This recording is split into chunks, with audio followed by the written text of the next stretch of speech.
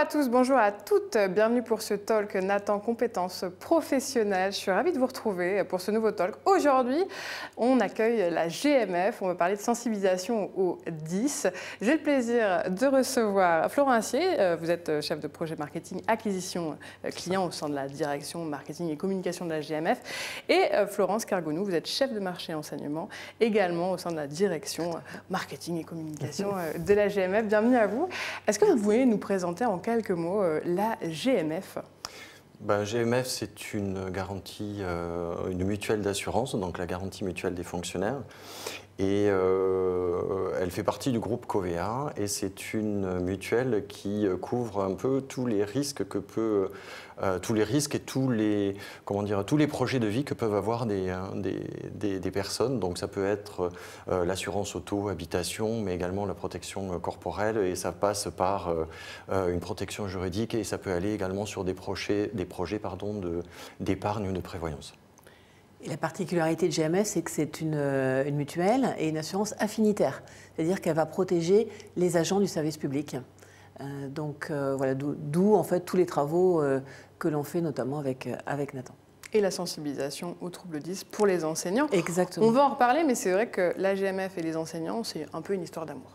Exactement, donc c'est justement dans le cadre de tous les travaux qu'on fait dans le domaine affinitaire, donc sur le marché de l'enseignement que je représente, on essaie de trouver des outils pédagogiques pour accompagner les enseignants dans leur pratique au quotidien.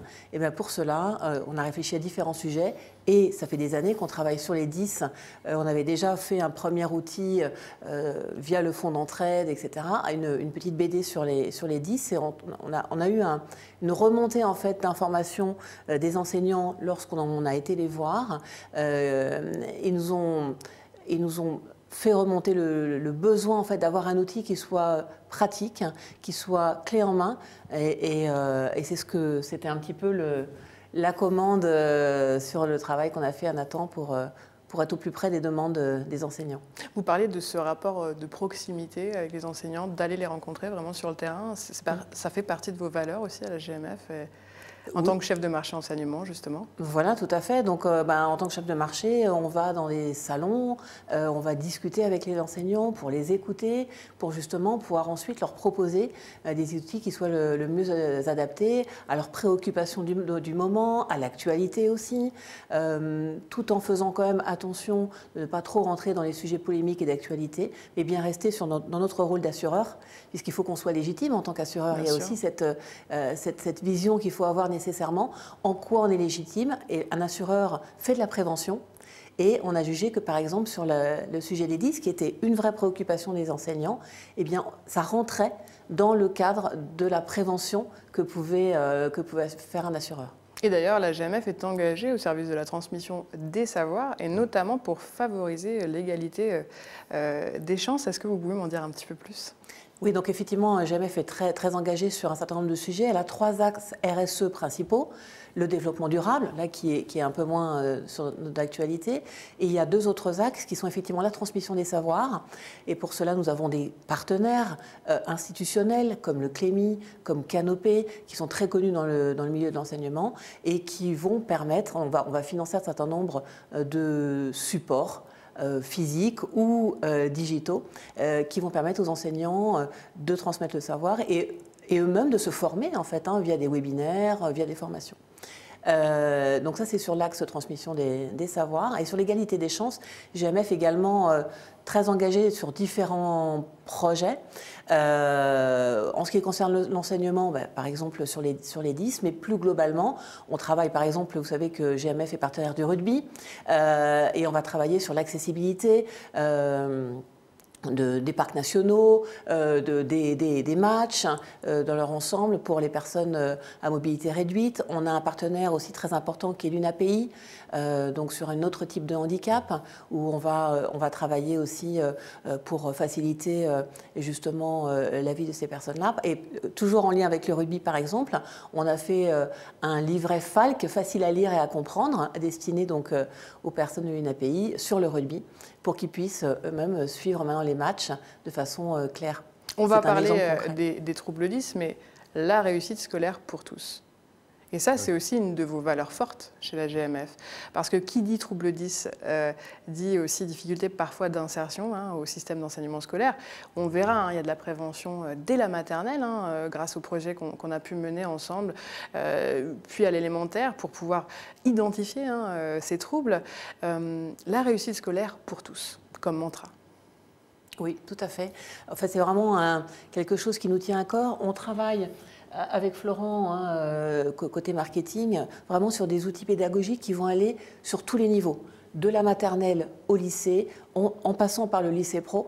On accompagne des projets aussi en les finançant via la trousse à projet, par exemple, qui est une plateforme de financement de projets. Donc on va vraiment aller sur tous les niveaux, tout type d'établissement pour justement aller vers la réussite pour tous, pour que chaque enfant ait sa chance et pour aider les enseignants justement à accompagner au mieux l'élève dans ce qu'il est en fait. Voilà. Puisque l'enseignant n'est pas nécessairement formé lors de son cursus au trouble 10, et ça c'est aussi important de le dire. Et donc c'est un accompagnement, une formation qui doit se faire tout au long de la vie.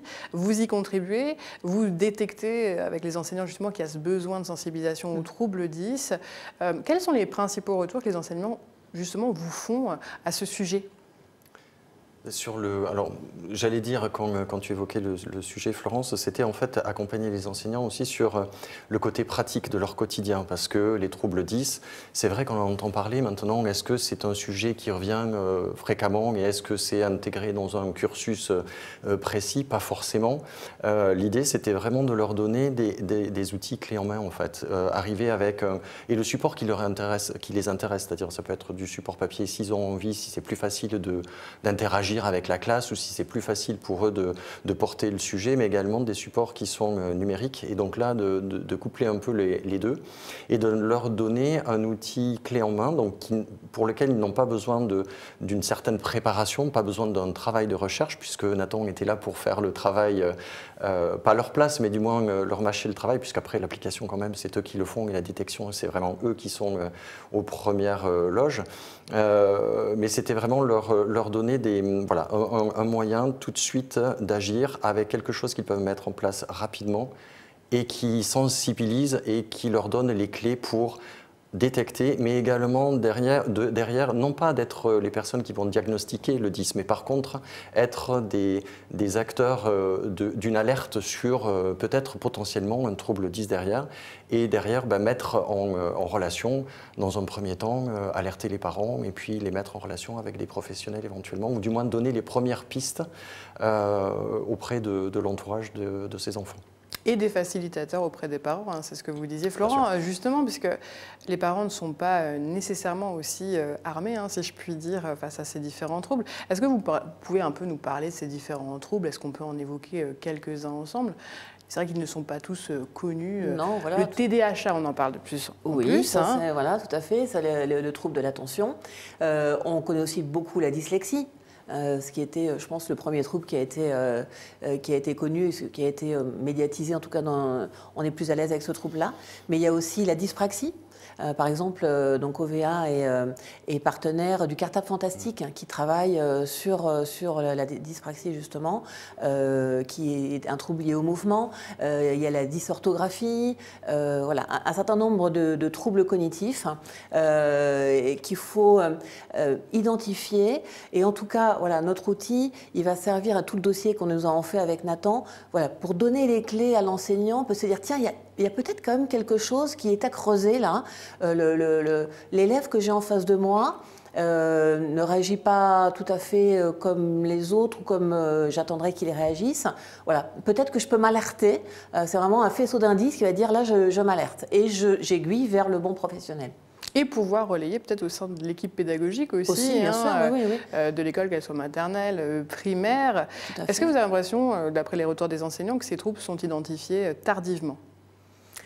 Alors, les troubles, en fait, sont majoritairement diagnostiqués à partir du primaire, puisque c'est là où on apprend à lire. Bon, on apprend à lire en fin de maternelle également, donc c'est vrai qu'il y avait aussi une demande, justement, sur cet outil de l'association des enseignants de maternelle, par exemple.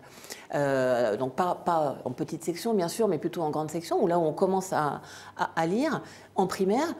Et ensuite, on a tendance à croire que qu'on les a tous détectés finalement. Et au collège, on détecte encore un petit peu, mais au lycée, il y a comme un trou. Et ça, on travaille avec une association qui travaille avec l'université, par exemple, et qui nous dit, au lycée, il n'y a plus de détection.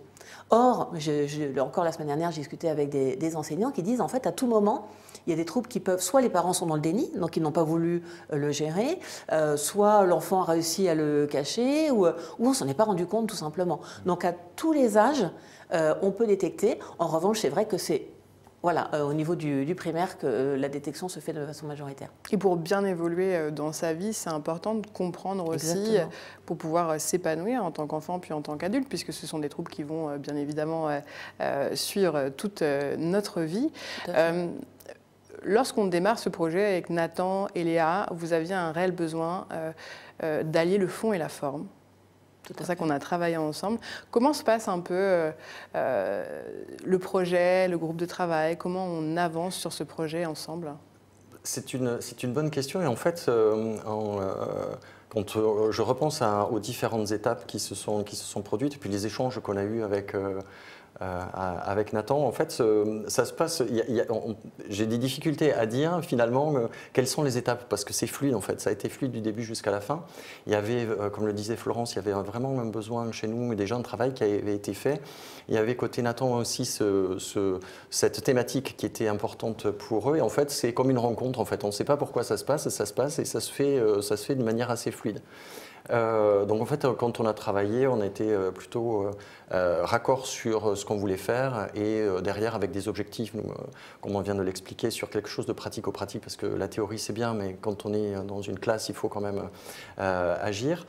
Et donc après, il y a eu un échange et ça a été vraiment fluide parce que Nathan a très très bien compris nos attentes et on était vraiment sur la même longueur d'onde. Donc il y a eu très peu d'échanges dans le sens aller-retour, non on va faire ça ou on va prendre notre chemin. Non, ça a été très très fluide à la fois sur le fond, comment on allait le présenter, comment ça allait être fait et comment ça allait être articulé entre Nathan et GMF ensuite. Et puis la force de la communication autour des dispositifs, c'est bien évidemment la GMF qui va communiquer, et vous allez y revenir juste après, mais aussi Léa qui permet de diffuser largement aux enseignants. Et donc ça vous permet aussi d'avoir une portée et d'avoir une diffusion de ce projet, de ces livrables auprès des enseignants. Quels sont les premiers retours et comment vous abordez cette communication autour de ce projet de part et d'autre? Alors ça s'est géré, je dirais, en deux temps principaux. Le premier temps, c'était sur le site de léa.fr où ça a été publié on va dire à la rentrée scolaire, dans ces septembre-octobre. Et nous, on a fait, donc, ça a été relié donc, sur le site. Et nous, on a pris le relais, mais quelques mois après, également sur notre site, avec une forme légèrement différente et une mise à disposition un peu différente de celle de Nathan, justement pour répondre à des besoins de mise à disposition des supports d'une manière digitale et d'une manière, on va dire, papier, en fonction on va dire, des sensibilités de chaque personne au support qui lui va bien. Donc le papier ou le support digital avec une plateforme de téléchargement qui permet sur un mobile, parce qu'on sait que tout le monde n'est pas forcément équipé avec un ordinateur et on voit que le mobile prend de plus en plus de place. Donc on se dit qu'un professeur qui est dans une agglomération et qui prend le métro et qui se dit voilà, tiens, je vais regarder ma fiche, il peut déjà consulter, déjà comme si c'était un article sur un quotidien. Et derrière, il a la possibilité d'imprimer tout le support s'il veut le travailler directement. Donc en fait, ça a été complémentaire. Déjà, il y a eu une large couverture effectivement en premier sur Léa. Voilà, exactement. Et puis après, nous, on a continué le travail et l'aventure quelques mois après. Quels sont les retours des enseignants suite à la mise à disposition de ce kit pédagogique? Oui, enfin, il y a vraiment une grande satisfaction quand je vais dans les salons et que je rencontre des enseignants. Le fait qu'il y ait un dossier qui allie des articles de fond, des interviews de professionnels, puisqu'il y a une interview d'une orthophoniste, et des fiches pratiques. fait que cet ensemble leur apparaît vraiment très intéressant dans leur pratique. Alors, beaucoup de jeunes enseignants, puisqu'ils démarrent dans leur pratique et ils sont contents de trouver des outils tels que celui-là, mais également des personnes plus expérimentées qui me disent oui, ça manque. Ça manquait.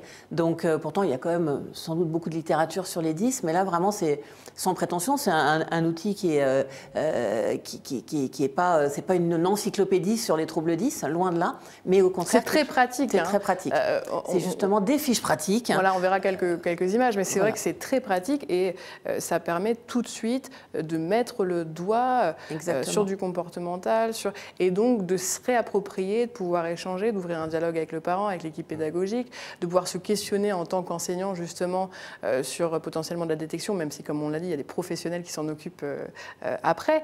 Mais en tout cas, ça permet vraiment d'être dans du concret. C'est ça qui est hyper intéressant aussi avec ce kit pédagogique, je trouve. Oui, voilà. Et à un moment donné, justement, suite à mes rencontres avec les enseignants, en fait, j'ai perçu qu'il y avait quand même le souhait d'une matérialisation de cette ressource.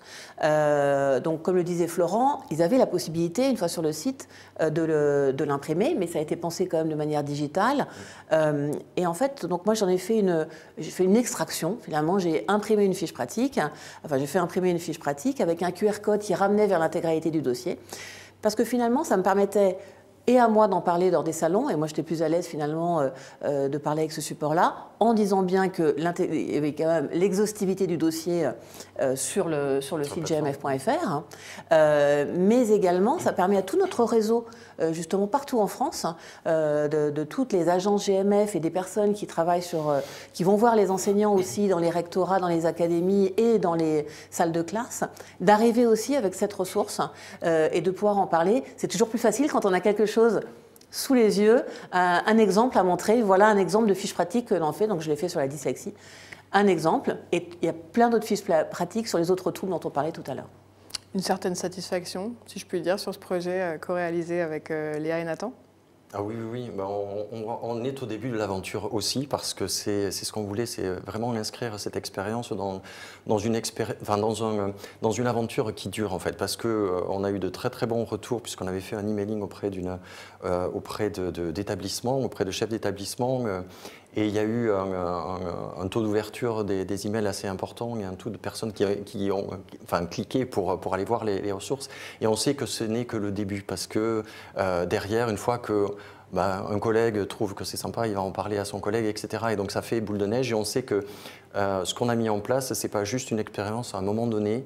Pendant 1 ou 2 mois, on sait que ça, on va pouvoir l'utiliser, et on l'a voulu comme ça, c'est-à-dire que c'est et GMF et notamment ce qu'on veut faire pour les enseignants, c'est vraiment mettre à disposition des ressources, alors qui sont très variées sur différents sujets, mais qui ont toujours, comme vous le disiez, c'est vraiment un côté pratique et se dire qu'est-ce que dans mon quotidien GMF peut faire pour moi, ou peut-être qu'ils ont des outils qui vont m'aider à prendre connaissance d'un sujet, ou derrière d'avoir une utilisation pratique et au quotidien et qui aide les élèves.